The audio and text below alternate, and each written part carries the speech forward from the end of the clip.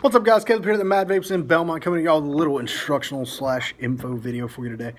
So we have a lot of people that come into the shop, you know, they're new, they're vaping, haven't ever vaped before, you know, maybe they've hit one of their friends a couple times.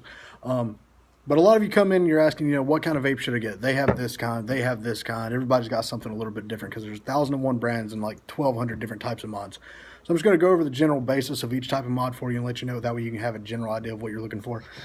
So first, and one of our more popular ones, is going to be your pod device. These are commonly used these days with salt-based nicotine. And those are our solid salts that we keep up there at the register. 15 milliliter bottles, comes in 8, 9, I believe there's 12 different flavors total. We always keep at least 8 of them in. And the reason it's called a pod device is because this entire part right here is your coil. That's the part that you're going to replace every 2 to 3 weeks. And you're just going to pull that plug right there to fill it up. Fill it up, it has a little side window, you can see through it. Clicks down in. And this is also known as a mouth to lung device. So instead of just doing a direct draw to your lung, you don't have to worry about that. You're going to hit it the same way you would a cigarette. Very light, very airy hit. A lot of people use those for, you know, breaks at work. You know, you got a 5-minute break, you got to get your nicotine. That's probably going to be the best option for you.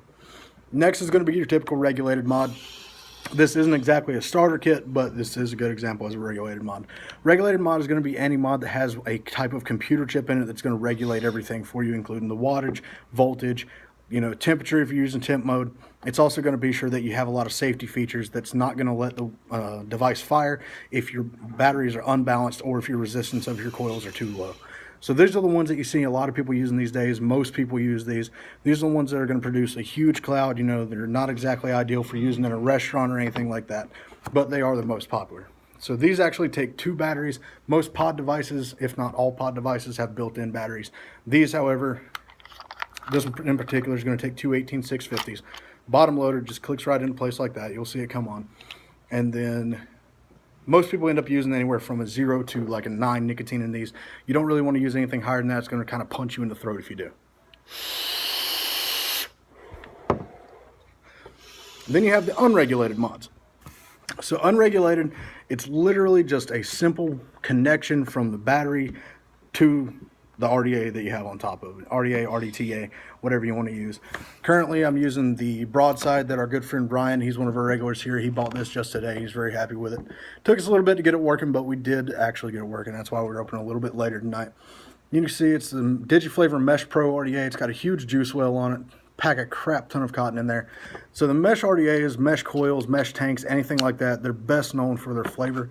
But mechanical mods is where I'm going with this. And mechanical mods don't have any of the safety features that I've mentioned in, you know, the previous with the regulated mods. These are the ones that you often see videos and, you know, news articles about. And I'm here to tell you every single bit of those that you see are 100% user error, because as long as you know your safety, you know Ohm's law, you don't build your resistance too low for the amperage of your battery, then you're going to be fine.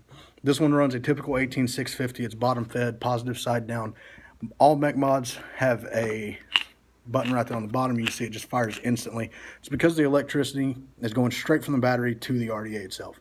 So that's about as simple as it gets on these. And then one thing that's been kind of making a comeback is your squonk mods. This is my personal mod. It's a Therion. Has a side panel. Takes an 18650. The way these work, you can kind of see down in there that it has a hole right there in the middle of the 510. Whenever your juice gets low, you'll just squeeze that bottle through the side window right here. And that's going to feed juice up into your RDA. A lot of RDAs come with a bottom fed pin like this one right here. This is the one that actually comes with the DigiFlavor. I'm dropping it all over the place. DigiFlavor Mesh Pro RDA. Comes with a standard 510 connection too, so you know you can use it for squonking or without. You can actually use it without squonking with the squonk pin, and it's not going to hurt anything. You're just going to get a little bit of juice around a little bit.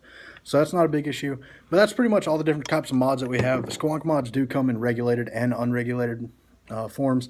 We've got the Pulse, both the unregulated version and the 80-watt regulated version. So, you know, if you're kind of looking to dip your toes into the waters a little bit, do your research. There's 100,000 videos out there on YouTube. Teaches you about Ohm's law, battery safety, all that good stuff. So be sure to check out all the different mods that we have. If you have any more questions, just feel free to stop in. And as always, y'all stay safe.